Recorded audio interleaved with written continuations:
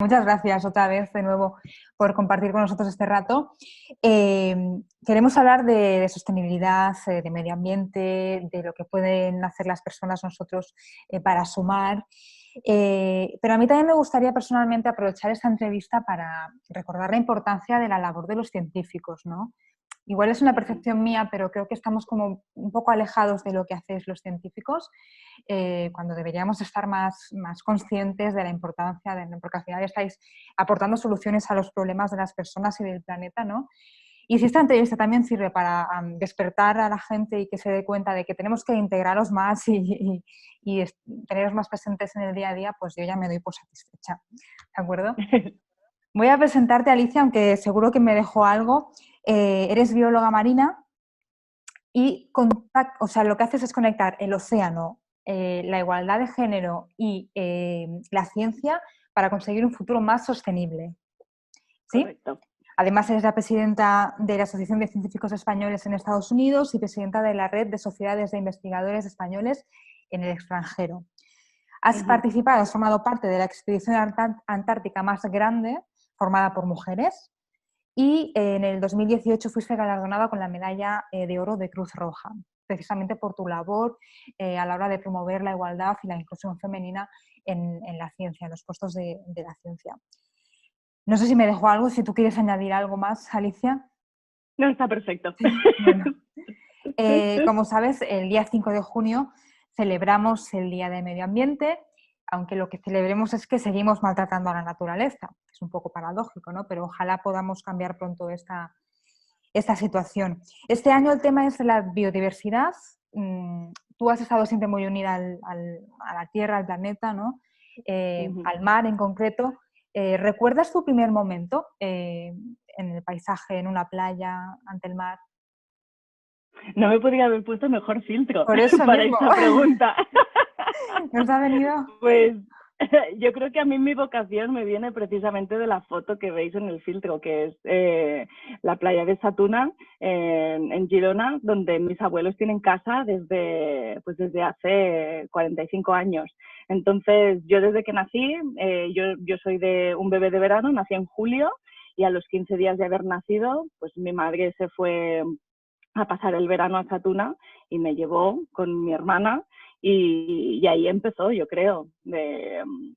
Desde que tengo uso de razón recuerdo mis veranos en Sa Tuna, bañarme en el Mediterráneo, estar todo el día en la playa y luego todo el día encima de la bici.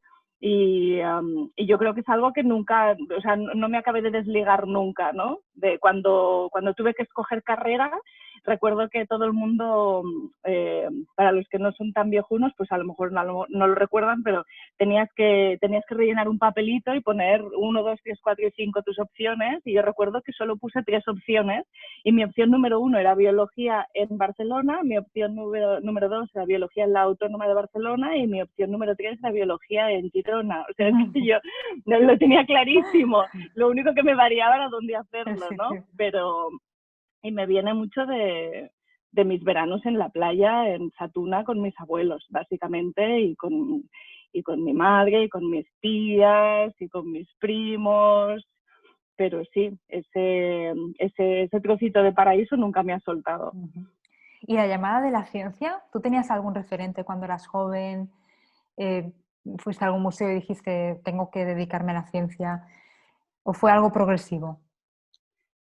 La verdad es que yo nunca me planteé ser científica como tal. De hecho, me he empezado a llamar científica a mí misma hace relativamente poco, porque nunca pensé, yo quiero hacer ciencia, yo quiero meterme en un laboratorio. Yo siempre era, yo quiero estar cerca del mar. Y entonces no tengo un momento así, un eureka moment, ¿no? De ir a un museo. Sí que es verdad que recuerdo cuando vi la peli de, ¿cómo se llamaba esa película? La historia, Gorilas en la niebla, que habla de la historia de la vida de Diane Fossey, que era una antropóloga muy, muy reconocida, y su trabajo sigue siendo muy reconocido, y que estudiaba gorilas, y ahí fue un momento que dije, ostras, me encantaría hacer lo que está haciendo esta mujer, ¿no? Y de hecho durante un tiempo me planteé hacer primates en vez de hacer cosas marinas. Pero es el único momento que realmente recuerdo de decir, de tener un referente como un role model. En mi familia no hay científicos, bueno, hay mucho dentista en mi familia, pero no hay científicos, no hay, desde luego, nadie es biólogo o bióloga marina.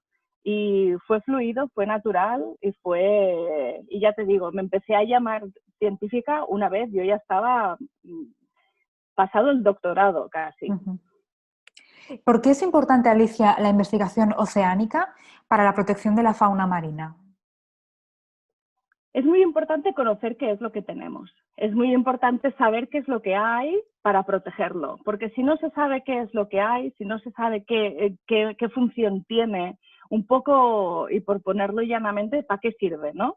Entonces, si no sabemos eso, es muy difícil concienciar a la población de que se tiene que conservar, de que se tiene que proteger, de que no se tiene que hacer esto, no se tiene que hacer aquello.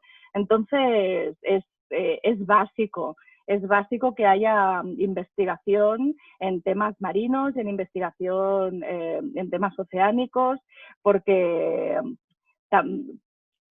hay mucho que no sabemos y como se está empezando a destapar, el mar y el océano tienen un papel clave en el cambio climático y necesitamos saber qué papel juega.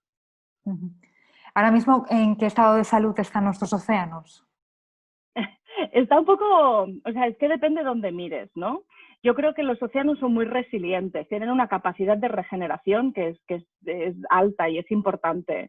Entonces, depende un poco de dónde mires porque hay sitios que están muy tocados. Hay sitios que están muy tocados por la sobrepesca, pesca de arrastre, que el fondo está totalmente dañado, pero luego hay otros sitios que están bien conservados, que se han hecho como santuarios. Las áreas marinas protegidas, por ejemplo, funcionan. En el Mediterráneo tenemos un ejemplo buenísimo, que son las Islas Medas, que es un área marina protegida que ya tiene muchos años y funciona estupendamente. Y no solo funciona a nivel de proteger lo que hay debajo del mar, es que también funciona a nivel de proteger a la población que está al lado, ¿no? Porque se ha visto que áreas marinas protegidas como la de las Medas, primero, dan millones en temas de turismo y segundo, aparte de dar millones, porque hay un montón de gente que viaja exclusivamente para bucear en las Medas, también aumenta la pesca en las inmediaciones de la área marina protegida, con lo cual también revierte directamente en el sector de la pesca.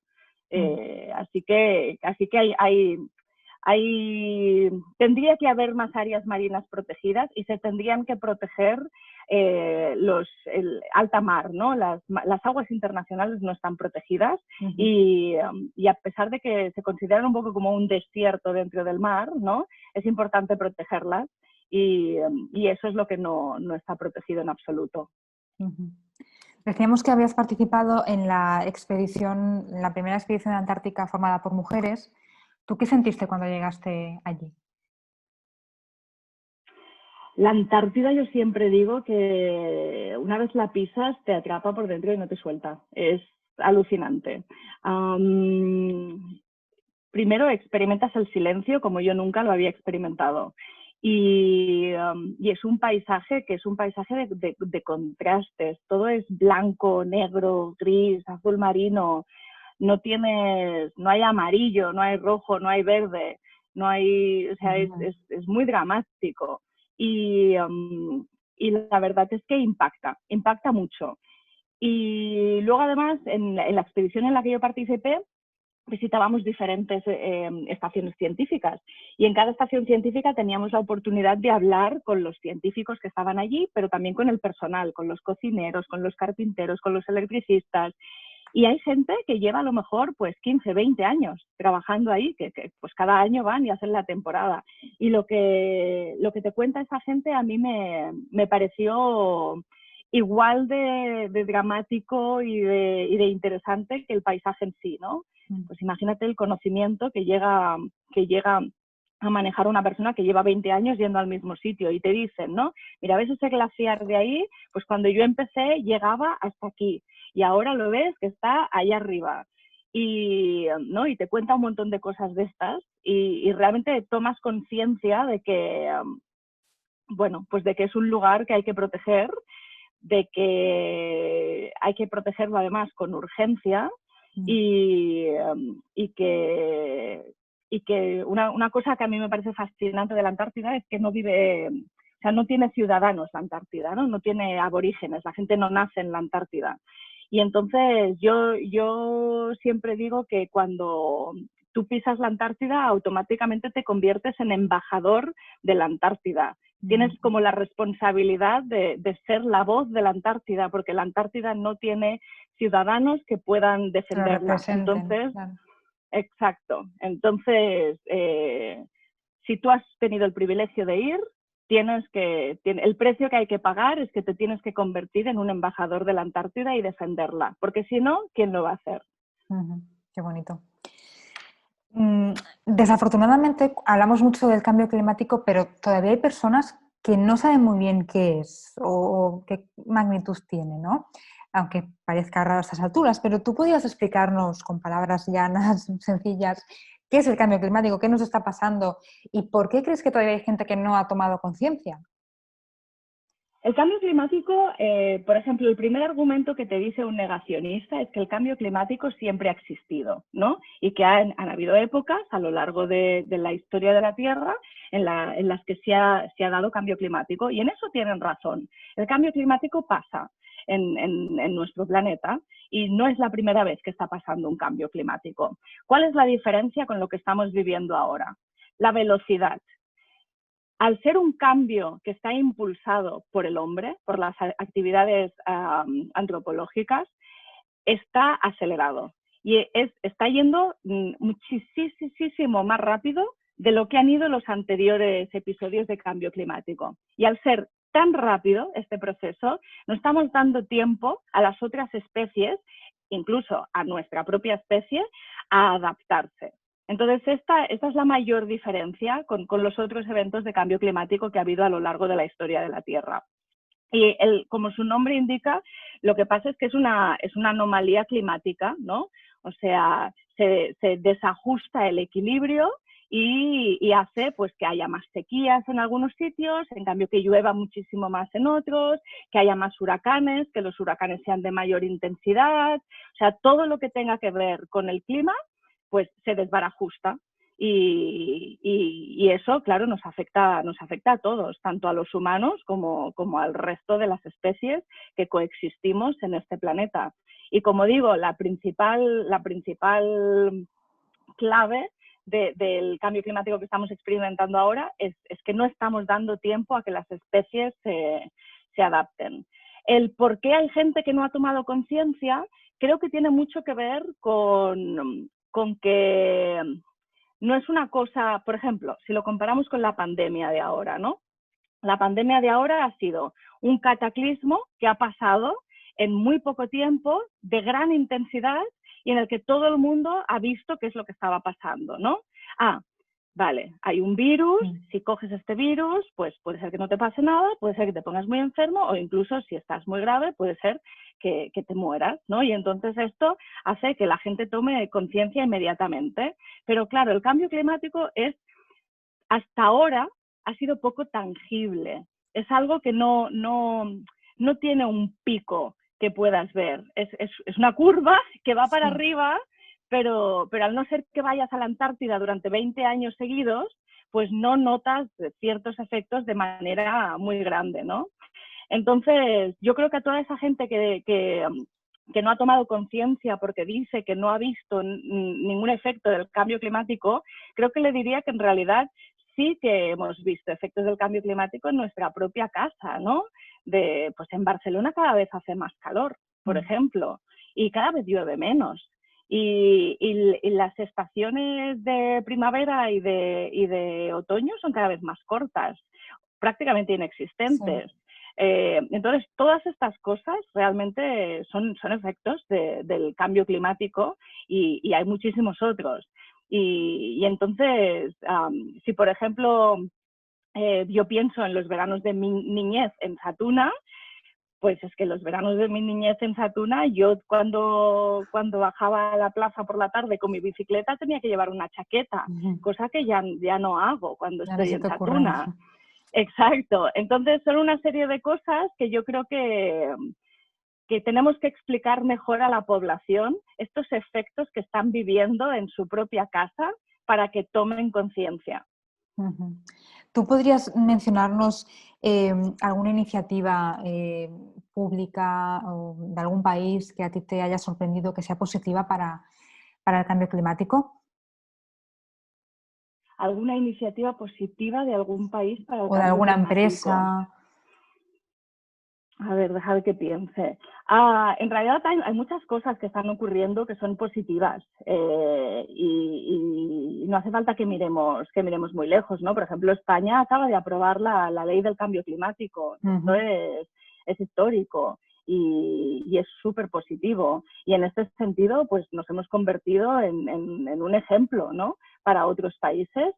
Hay otros países como Costa Rica. Costa Rica está súper concienciados con el tema del cambio climático y tienen un presidente que apoya muchísimo iniciativas que tienen que ver con paliar los efectos, adaptación. El presidente de Costa Rica es totalmente un champion por la causa.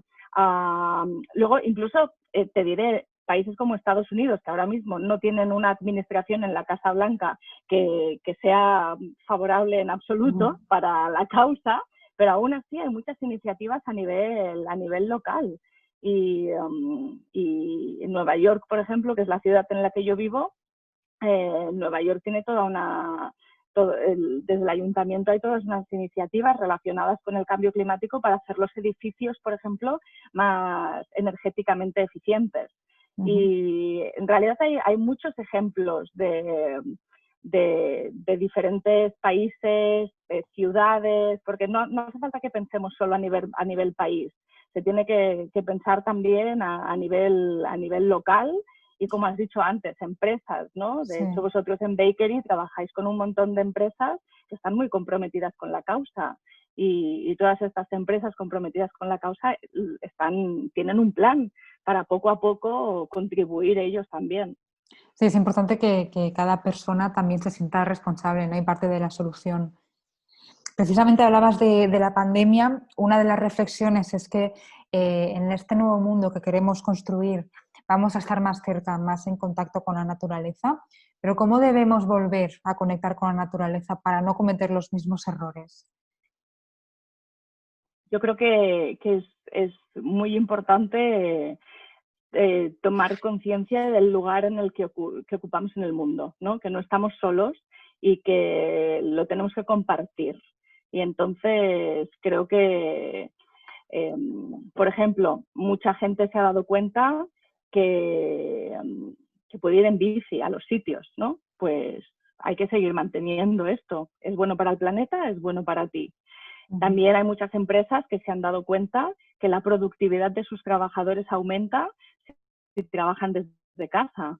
Pues entonces a lo mejor se puede considerar que 1 o 2 días a la semana la gente trabaje desde casa y no se tenga que desplazar.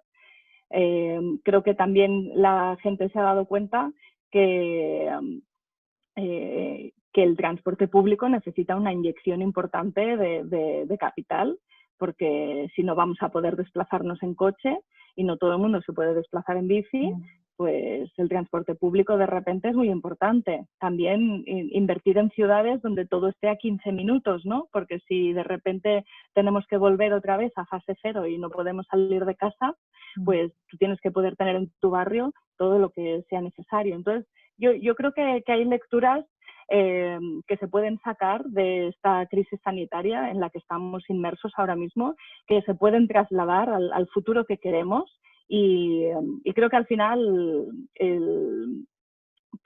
estos aprendizajes tenemos que impulsarlos y luchar por ellos. ¿Y los niños? Además, tú que eres madre, ¿a partir de qué edad crees que ellos empiezan a entender un poco que el planeta está enfermo y necesita que le echemos una mano? ¿Cómo se lo explicamos a ellos? Yo creo que los niños entienden muchísimo más de lo que nosotros nos pensamos. Mira, mi hija tiene casi 4 años, ¿no? Cumple 4 en septiembre. Y mi hija, claro, como yo le hablo y además tenemos cuentos del cambio climático y a veces me dice, mami, ¿qué haces? Y le explico, pues mira, estoy haciendo esto. Mi hija está muy, muy concienciada y entonces ¿no? te dice cosas como, mami, voy a apagar la luz de la habitación porque es bueno para el planeta. O luego, o si por ejemplo cogemos el coche para hacer algo, es mami, ¿por qué estamos cogiendo el coche si el coche no es bueno para el planeta? Entonces, hay mensajes que, claro, evidentemente no, los ha oído de mí, de los libros, pero ya Lo le ha está calado el interiorizando, mensaje. claro. Sí. Uh-huh. Y yo creo que es importante que se le hable a los niños sin tapujos y sin mentiras y en la medida de lo que ellos puedan entender, pero entienden muchísimo más de lo que nosotros nos pensamos. Y creo además que en el cambio climático, yo recuerdo cuando yo era niña que nos decían que nosotros éramos la generación del futuro, ¿no? La que tenía que luchar por el cambio climático, y creo que ese fue un mensaje erróneo, porque creo que, o sea, yo ahora mismo yo no siento que mi hija sea la generación del futuro. Yo lo que siento es que yo soy la responsable de darle un futuro a mi hija, que no le puedo dejar a mi hija en herencia un planeta que se está muriendo, que tengo que ser yo y mi generación la que le solucione el problema para que no tenga que pagar ella por unos platos que ella no ha roto. Entonces, cuando la gente te dice, ay, la nueva generación, yo siempre les digo, no, esto es nuestra responsabilidad. Nosotros lo hemos estropeado, nosotros lo arreglamos y luego ellos lo siguen conservando. Exacto. ¿Y cómo nos acercamos a la ciencia? Porque yo te decía al principio mi percepción, ¿tú la compartes? ¿Que es que también la ciencia está separada de la sociedad? Aunque igual cada vez nos estamos acercando más, ¿no? Pero cuesta hablar de Yo la ciencia en comparto, sociedad. yo creo que la comparto parcialmente. Yo creo que yo creo que tradicionalmente los científicos hemos estado en lo que se llama, lo llaman la torre de marfil, ¿no? Y no nos relacionamos con la sociedad. Creo que este modelo de científico está cambiando y cada vez conozco a más y más y más científicos que como yo, ¿no? Hemos hecho de nuestro trabajo el relacionarnos con la sociedad, pero también científicos que siguen estando dentro del mundo académico que ven la necesidad de conectarse con la sociedad. Entonces, es lo que llamaríamos en inglés un work in progress, pero estamos ahí y cada vez hay más y cada vez se hacen más iniciativas para acercar la ciencia a la sociedad. Y yo creo que nunca lo hubiésemos imaginado, pero de repente la pandemia ha sido una situación que ha acercado la ciencia a la sociedad como nunca nada lo había conseguido, ¿no? Ahora mismo tú abres un periódico o enciendes las noticias y en primera plana hay ciencia. Se está hablando de ciencia todo el día.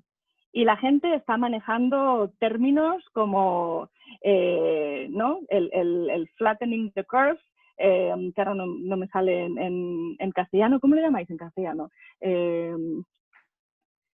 Aplanar la curva. Entonces, el aplanar la curva, entonces saben el concepto de la curva. A mí me alucina la cantidad de conceptos científicos que ahora Que mismo, dominan, sí. Sí, de ¿no? Inmunidad poblacional, la gente sabe más o menos cuánto se tarda en hacer una vacuna, sí. Y entonces pues a lo mejor hay que pues, capitalizar este momento que la gente está receptiva para temas de ciencia y hablarles de ciencia de otras cosas, que no sea solo de un virus. Exacto, sí. Porque la ciencia, Alicia, es un motor de transformación social. Sí, completamente. 100%, social y económico. La ciencia también es un motor de transformación económica. Hay que invertir en ciencia, sobre todo ahora que hemos visto que si lo trasladamos a la situación de España, nos hemos dado cuenta de que España es un país de servicios, ¿no? Y que de repente estos servicios no han podido funcionar porque se han parado. Hay que invertir en ciencia. Hay que invertir en ciencia porque la ciencia repercute positivamente en todo el sistema económico. Ciencia e innovación es básico. Alicia, me gustaría también hacer un poquito de hincapié en en la parte de la igualdad de la mujer en la ciencia, ¿vale? No sé si tú nos quieres contar si has sentido algún prejuicio o algún comentario que no te haya gustado por el hecho de ser mujer y científica. Si todavía eso pasa en la actualidad. Sí, eso todavía pasa, desgraciadamente, en la actualidad y la gente se sorprendería. Pero ser mujer en el sistema científico a día de hoy todavía implica enfrentarse a muchísimas barreras, muchísimas barreras. Y yo creo que absolutamente cualquier mujer en el mundo de la ciencia con la que hables te va a decir más o menos lo mismo.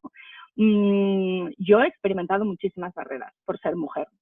Desde el profesor de la universidad que me dijo una vez en unas prácticas que yo estaba muy buena para ser una alumna y de repente te quedas como que no sabes qué contestar, Sí. ¿no? Bueno, pues ya luego vas avanzando en la carrera y te encuentras muchas veces pues que si de repente estás en una reunión donde son todo hombres, te piden que tomes tú las notas, como si fueses tú la secretaria, en vez de estar al mismo nivel que el resto de tus compañeros. A mí me invitaron a abandonar un proyecto cuando me quedé embarazada, por ejemplo, porque me decían que no iba a poder cumplir las fechas de entrega de los datos. No sé, es suma y sigue, ¿no? Hay un montón de ejemplos que te podría dar, tanto míos como de gente a la que yo conozco. Y es un problema muy grande, es un problema enorme, que además repercute en todos, en hombres y mujeres, porque está demostrado además con estudios que cuando hay diversidad, esta diversidad hace que los equipos sean más creativos, que sean más creativos, por ejemplo, a la hora de encontrar soluciones a grandes problemas. Y si hablamos de la pandemia o si hablamos de cambio climático, lo que quieres es que se encuentren soluciones creativas a grandes problemas, ¿no? Con lo cual quieres diversidad y quieres paridad en esos equipos. Y ahora mismo en ciencia pues no la hay porque hay muchas mujeres que empiezan y se van cayendo. Y esto hay una gráfica que es la famosa gráfica de tijera, ¿no? Que empiezan más mujeres que hombres en la carrera científica y a medida que va avanzando la carrera, ¿no? Van aumentando el número de hombres y van disminuyendo el número de mujeres y al final termina al revés, porque en inglés lo llamamos the leaky pipeline, que es literalmente la tubería que gotea, que significa que las mujeres entran en la carrera, ¿no? Pero ya hay menos mujeres que llegan al doctorado y menos mujeres que llegan al postdoctorado. Y ya en puestos de liderazgo solo el 20% de los puestos de liderazgo relacionados con temas académicos y universitarios en Europa están ocupados por mujeres. Lo que quiere decir que el 80% son hombres, ¿no? Y entonces esto es un problema grande. Cada vez más trabas, supongo que también cada vez más miedos a lo mejor o inseguridades en las mujeres, ¿no?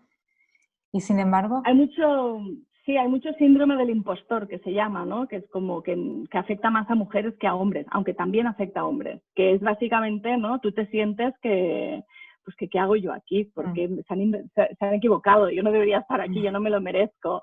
Y esto es una traba también importante, ¿no? Pero también hay muchas mujeres que intentan llegar y es que no les dejan, está el techo de cristal. Sí. Y que ocurre en la en ciencia, sí, exacto, porque también ocurre en la política, hay pocas mujeres líderes y sin embargo hay estudios que dicen que los países con mujeres en el poder han manejado mucho mejor la pandemia. Correcto, sí. Entonces, esto yo creo que hay, a las mujeres no se nos deja ser mediocres. Sí. Entonces, no puedes, si eres mujer no puedes ser mediocre, ¿no? Y yo defiendo la posibilidad de ser mediocre si eres mujer, porque realmente no puedes ser mediocre y te evalúan de manera mucho más intensa que a un hombre, ¿no? O sea, tú tienes que demostrar el doble que un hombre para llegar a donde ese hombre ha llegado. Entonces, claro, primero, siempre no todas las mujeres, sí. Claro, no todas las mujeres quieren demostrar el doble y no todas las mujeres a lo mejor pueden, ¿no? O sea, porque si yo que soy madre, por ejemplo, a la que tienes una familia y tienes unos niños, pues a lo mejor no tienes el tiempo de estar luchando y peleando y luchando y peleando y luchando y peleando para que te pongan todo el rato el techo de cristal arriba y te digan, no, todavía no, no, tú no, eres buenísima, pero todavía no. En cambio, fulanito de tal, que es mediocre, como es hombre, sí que lo vamos a sentar en esa mesa. ¿Sabes? Sí, sí. Es alucinante, sí, sí. Volvemos un poquito al cambio climático, Alicia. ¿Crees que la pandemia ha hecho que dejemos un poco de lado la Agenda 2030? ¿No? Como si no fuera lícito ahora pensar a largo plazo, sino solo centrarnos en lo que está pasando ahora. Totalmente lo contrario. Creo que la pandemia, a lo mejor al ciudadano de a pie le ha dado la sensación de que hemos aparcado la Agenda 2030, pero hay que pensar que hay gente que se dedica exclusivamente a trabajar en la Agenda 2030 y que también se está, ahora que los gobiernos están hablando de recuperación, muchos gobiernos, incluido el gobierno de España, están planeando una recuperación sostenible y una recuperación verde, que esto está completamente alineado con la Agenda 2030. Uh-huh. ¿Qué fuentes nos recomiendas tú para informarnos sobre lo que está pasando en este tema? Que tú digas ¿De son cambio fiables, climático? sí, que digas que son fiables y que la sociedad así se puede informar mejor. Si son fuentes, por ejemplo, y esto ya, yo no trabajo para ninguno de los medios que voy a citar, ni estoy haciendo propaganda, pero a mí personalmente me gusta mucho la sección de ciencia del País, Materia. Hay grandes profesionales detrás de esa sección y los artículos de divulgación científica que escriben están muy bien. Luego también la agencia SINC también publica artículos sobre divulgación científica muy bien escritos, con fuentes contrastadas, que a mí también me gustan mucho. Yo también los leo con asiduidad eso. Si nos vamos ya para la gente que maneja el inglés, por ejemplo, The Atlantic, también la sección de ciencia de The Atlantic está muy bien. Y la sección de ciencia de The Guardian también está muy bien. Pero centrándonos en castellano, ahora mismo yo citaría estos dos, Materia y la agencia SINC. Y luego se puede seguir a centros de investigación. En Barcelona está el ICM, que es el Instituto de Ciencias del Mar, y el ICM tiene un equipo de divulgación científica y publican regularmente, si se los sigue en redes sociales, por ejemplo, publican regularmente tanto lo que se hace en el centro como lo que hacen otros colaboradores. Luego, en tema no marino, pero en tema forestal, está el CREAF, que es un centro de investigación que está en la Autónoma de Barcelona y que se dedica a temas de ecología forestal y aplicaciones forestales. Y ellos también tienen un equipo de divulgación científica que también publican información continua sobre estos temas. Y de hecho, la responsable de comunicación científica del CREAF ahora aparece en Els Matins de TV3 los viernes hablando sobre cambio climático. Entonces, eso también es otra recomendación para la gente que vea TV3 si hable catalán. Els Matins de TV3, la sección de cambio climático de los viernes la lleva una profesional sobre el tema y también es de fiar. Muy bien. Pues lo anotaremos también en el artículo todo para que quede bien claro. Alicia, estás en Nueva York ahora. ¿Qué proyectos tienes en marcha o qué retos se te presentan? Pues ahora mi vida profesional está un poco parada, como la de prácticamente todo el mundo, Sí. a la espera de a ver qué pasa, ¿no? Pero sí que tengo algunos proyectos en marcha. Por ejemplo, un proyecto que me hace especial ilusión es que estoy escribiendo un libro con otras 6 científicas sobre los virus. Es un libro para niños. Ay, qué bien. Y estamos escribiendo un libro que no va sobre el coronavirus, va sobre los virus. Muy bien. Esa llevas. Muy bien. Y a ver si conseguimos sacarlo hacia adelante, pero en esto estoy bastante metida ahora. Y luego otros proyectos en los que estoy metida, estoy bastante absorbida en ECUSA, que es la Asociación de Españoles Científicos en Estados Unidos, hemos tenido que transicionar toda la asociación a funcionar de manera virtual hasta nuevo aviso, con lo cual eso me tiene muy, muy ocupada. ¿Y qué más estoy haciendo? Bueno, y tengo 2 niños atrapados en casa, con lo cual, pues, Eso ya es. cualquier persona que esté en mi situación sabe lo que es. ¿Qué planeta quieres tú en el futuro? Decías que quieres dejarle un planeta sano a tu hija, a tus hijos, vaya, pero ¿podrías concretar un poco más? ¿Cómo te imaginas ese planeta en el futuro? A mí me gustaría dejar un planeta que, para empezar, mi hija no tuviese que experimentar las barreras que he tenido yo por ser mujer. Me gustaría un planeta en el que ella fuese igual a su hermano pequeño y no ella, por ser mujer, viviese ciertas circunstancias en desventaja.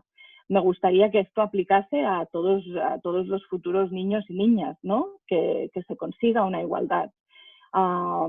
Me gustaría también que la gente tomase conciencia en que el cambio climático está aquí y nos afecta a todos, pero que afecta más a las poblaciones más vulnerables, a aquellas poblaciones que son más pobres, y dentro de esas poblaciones más vulnerables afecta más a las mujeres y a las niñas. A las niñas. Y me gustaría que realmente la gente entendiese que, primero, que la gente entendiese que los pequeños gestos individuales son importantes y se tienen que hacer, pero que también la gente entendiese que tiene un superpoder y que el superpoder que tiene la población es el de votar, y que la gente votase con conciencia. Básico, que la gente votase con conciencia y que votasen a gente, a políticos que tengan un plan, y a buenos líderes. Tú mencionabas antes, ¿no? que los países que han gestionado mejor la crisis son aquellos países que están dirigidos casualmente por una mujer, ¿no? Pues yo creo que esta crisis sanitaria tiene mucho de crisis de liderazgo, y creo que esto nos tendría que hacer recapacitar a todos de qué tipo de líder queremos al frente de nuestro país o al frente del planeta, ¿no? ¿Qué tipo de líder queremos? ¿Queremos a alguien como Jacinda Ardern o queremos a alguien como Trump? Y pues ahí está nuestro superpoder, ¿no? Y ojalá en algún momento el planeta del futuro tenga a más mujeres en puestos de liderazgo, tanto en política como en ciencia. Ojalá. Muy bonita esta reflexión del superpoder. Estamos a tiempo entonces, ¿no, Alicia, para salvarlo? Para muchas cosas sí, para muchas cosas estamos a tiempo de adaptarnos, pero el tiempo se acaba. Entonces, esto es lo que decía antes, ¿no? No es algo que tengamos que dejar a nuestra futura generación. No. Esto es algo de nuestra generación. Tenemos que ponernos nosotros las pilas, desde luego. Correcto.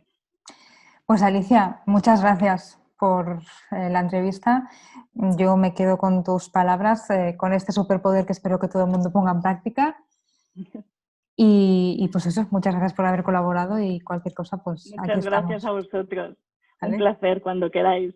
Muchas Muy gracias. bien. Un abrazo para Nueva York. Chao. Hasta luego.